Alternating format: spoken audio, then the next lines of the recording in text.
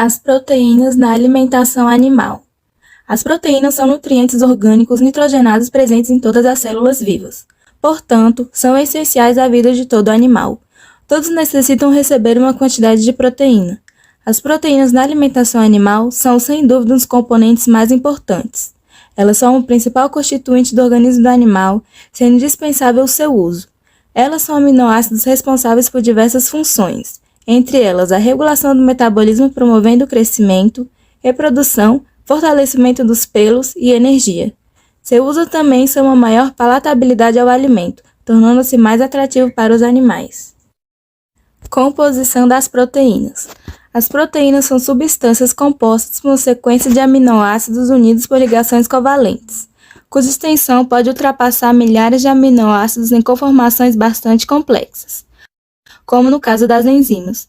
As enzimas são as grandes responsáveis pela dinâmica bioquímica, ou seja, os eventos vitais para o animal, incluindo as expressões das informações genéticas das células. Aminoácidos, como o próprio nome denuncia, são moléculas que apresentam um grupo amina, cujo elemento característico é o nitrogênio.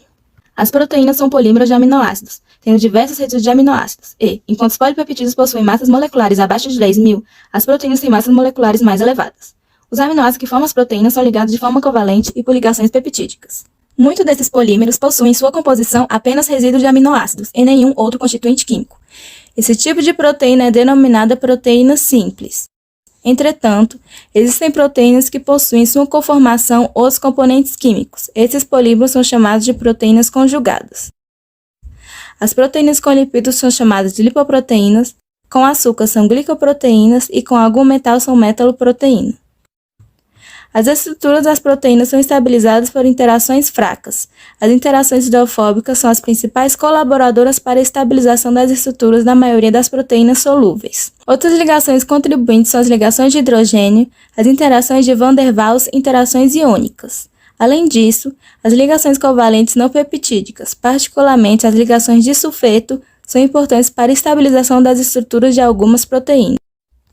As estruturas das proteínas são divididas em 4.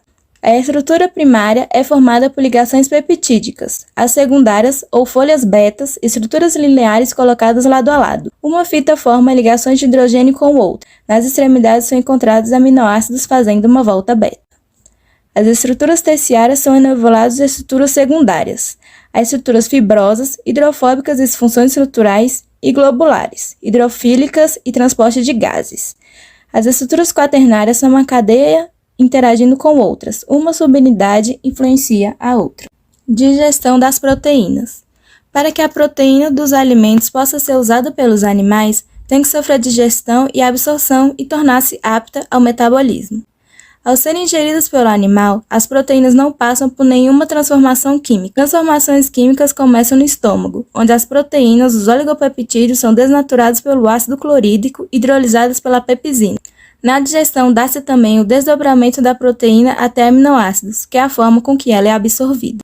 Esses peptídeos vão ser absorvidos pelas células da mucosa intestinal e jogados na circulação. Daí vão para o fígado e depois para o organismo. A maior parte dessa digestão ocorre no intestino delgado, principalmente na região próxima a esse órgão, no duodeno e jejum. Nos animais domésticos, 20 a 25% da proteína ingerida é excretada. Funções e importância das proteínas na alimentação animal. Na alimentação dos animais, as proteínas são fontes de aminoácidos. As proteínas desempenham funções biológicas. A primeira dessas funções é a estrutural. Os órgãos e a maioria dos tecidos são formados principalmente por substâncias proteicas, cuja função nenhuma outra substância pode exercer. Além disso, pele, pelos, penas, chifres e músculos são constituídos quase que exclusivamente de proteínas.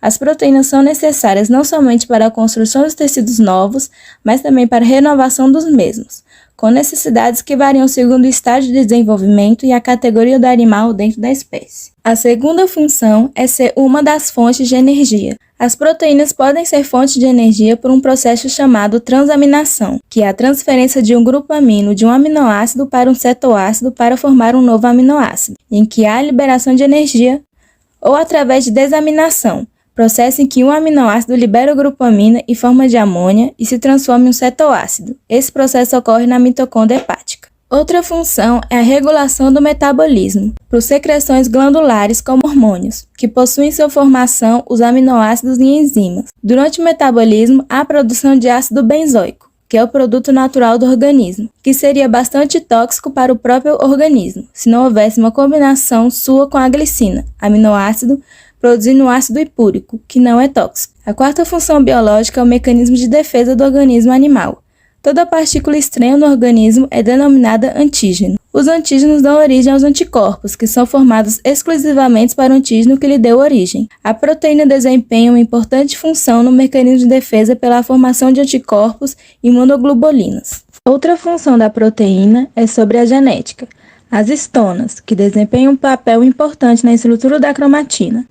A última função biológica é o transporte. A hemoglobina é responsável pelo transporte de oxigênio para outros tecidos do animal, promovendo a oxigenação dos tecidos. A mioglobina é responsável pelo transporte do oxigênio para os músculos. Equilíbrio de proteínas na alimentação animal. Fornecimento inadequado de proteínas pode levar a um desempenho inferior dos animais, ocasionado por vários fatores, conforme haja excesso ou falta de proteínas. A proteína tem papel fundamental no organismo dos animais. Prover a quantidade correta de proteínas indicadas para cada espécie é essencial para o bem-estar e para a saúde do animal. Excesso de aminoácidos. O aminoácido é usado para produzir energia, ocorrendo sua eliminação ácido úrico, subindo o nível deste composto no sangue. O excesso, como fonte de energia, não é aconselhado, porque a oxidação resulta em compostos nitrogenados que sobrecarregam o fígado e os rins.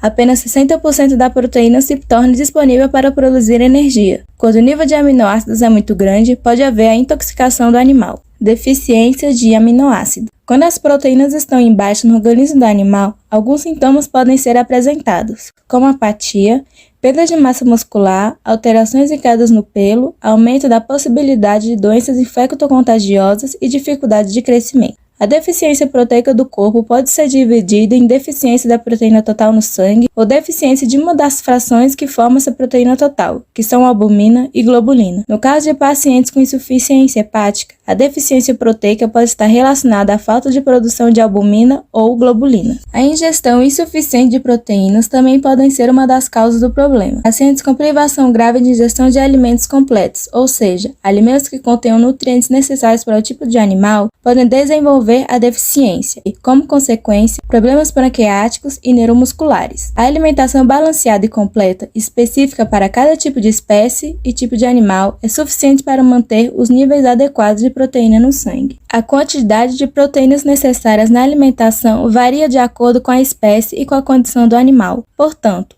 uma das formas de prevenir a deficiência proteica é manter uma alimentação equilibrada e ideal para cada animal, pautada na recomendação do médico veterinário. Curiosidades. Toda enzima é uma proteína, mas nem toda proteína é uma enzima. Anticorpos também são proteínas e são chamadas de imunoglobulinas. As proteínas também têm a função da cor da pelagem. A proteína eumelanina é responsável pelo tom marrom ou preto na pelagem. A proteína feomelanina é responsável pelo tom avermelhado ou amarelado. Na degradação ruminal, as proteínas influenciam tanto na fermentação como no suprimento de aminoácidos do intestino delgado. Os cães adultos necessitam de no mínimo 20% e filhotes 24,4% de proteínas. Gatos adultos precisam no mínimo de 28,9% e filhotes de 33,3%. Cada espécie e fase do animal exige um nível de proteína.